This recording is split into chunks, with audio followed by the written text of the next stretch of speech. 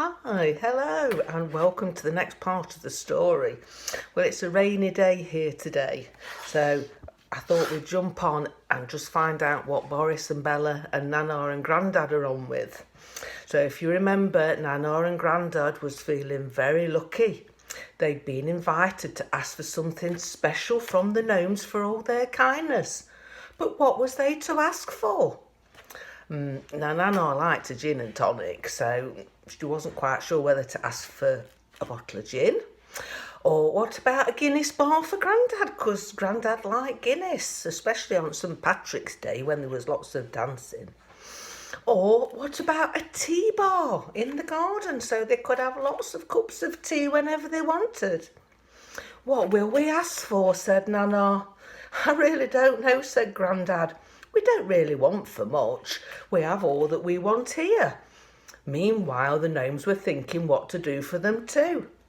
The Gnome King called Bella and Boris to his palace to see if they had any ideas what to do. We don't know, they said.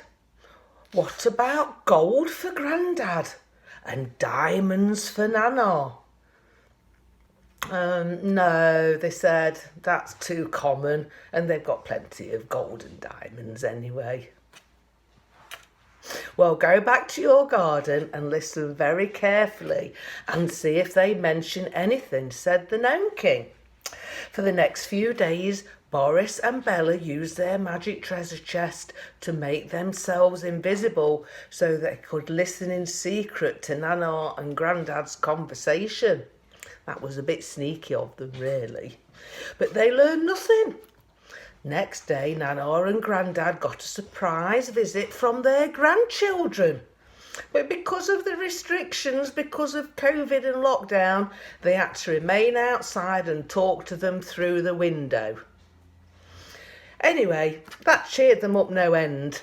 So Bella and Boris, because they were invisible, they could hear everything. Next day, Bella asked Grandad who had come to visit. Well, that was our grandchildren.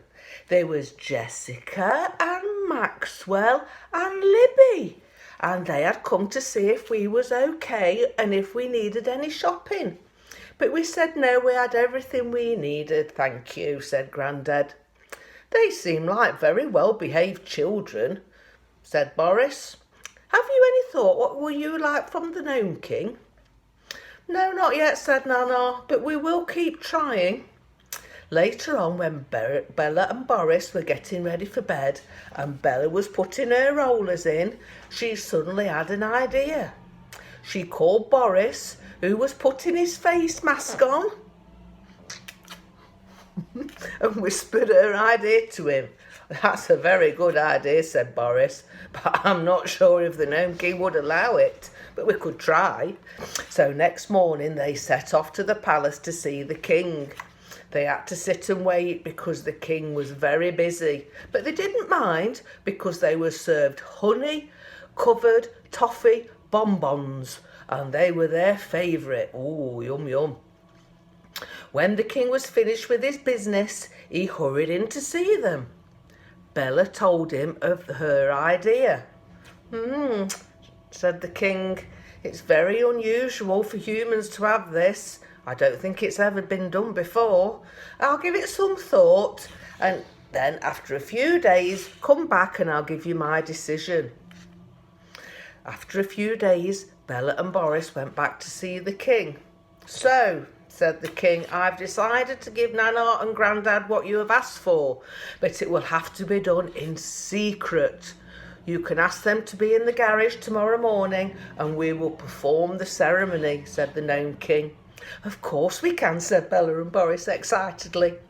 The very next morning, Bella asked Nana and Grandad if they would come to the garage with them. What for, said Nana. We've got a surprise for you inside the garage, said Bella. Nana and Grandad looked at each other and smiled. All the gnomes were busy getting ready for the special ceremony and getting the king's throne in place. Without it, the ceremony just couldn't take place. Bella and Boris took Nana and Grandad to the garage, and what a surprise they got. All the gnomes were there, all dressed in their fine clothes, and the king was sitting on his throne. And when they saw Nana and Grandad, a hush descended across the crowd of gnomes, and the gnome band started to play a fanfare. What's all this? Said Nana. We will have to be quiet, said Boris. The king is about to make a speech. My dear gnomes, Nana and Grandad, we are all here to present these two special and good people with this gift from the gnomes. For all the kind things they have done for us, never before have we granted this wish to anyone outside of the gnome family. So Nana and Grandad, would you kindly approach the throne and we can begin? Nana and Grandad were shaking. They didn't know what was happening.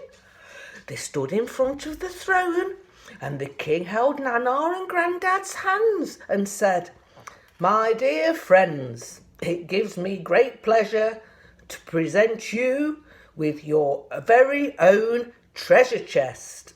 Please use it carefully and enjoy every moment. Boris and Bella will show you how to use it and all the rules you need to follow.